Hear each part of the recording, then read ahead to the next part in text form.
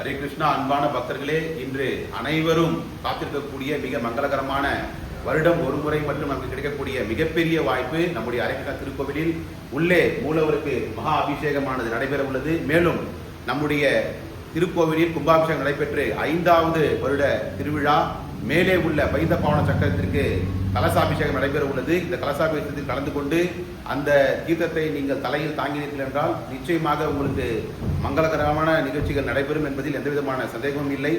மேலும் இந்த நிகழ்ச்சியானது மாலை 5:30 மணி அளவில் நம்முடைய சின்னம்மன் கோவில் தெரு முனையிலிருந்து ஆரம்பித்து பகவானுக்கு சீர்வரிசைகளோடு இங்கே பக்தர்கள் கொண்டு வந்து பகவானுக்கு கொடுத்த பின்னர் மேலே பைத்தபாவன சக்கரத்திற்கு கலசாபிஷேகம், அதன் பின்பு உள்ளே மூலவருக்கு மிகப்பெரிய மகா அபிஷேகமானது நடைபெற உள்ளது. அதன் பின்பு பகவானுக்கு ஆரத்தி, ராஜ அலங்காரம், பகவானுக்கு நாம சங்கீர்த்தனத்தோடு கூடிய ஹரே கிருஷ்ணா கிருஷ்ண கிருஷ்ணா ஹரே ஹரே, ஹரே ராம ராம ராம ஹரே ஹரே என்று பக்தர்கள் அனைவரும் புடைசூழ, அதன் பின்பு அனைவருக்கும், அனைத்து பக்தர்களுக்கும் பொதுமக்களுக்கும் மிகப்பெரிய நிலையில் நாம் எல்லோருக்கும் பிரசாதம் வழங்க உள்ளோம்.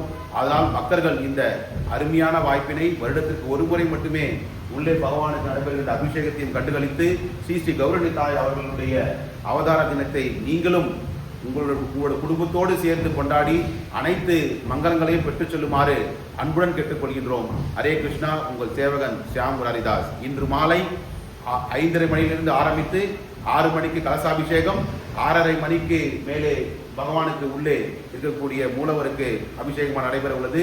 அதால் பக்தர்கள் முன்னரே கலந்து கொண்டு இந்த வாய்ப்பினை பயன்படுத்திக் கொள்ளுமாறு கேட்டுக்கொள்கிறோம். ஹரே கிருஷ்ணா.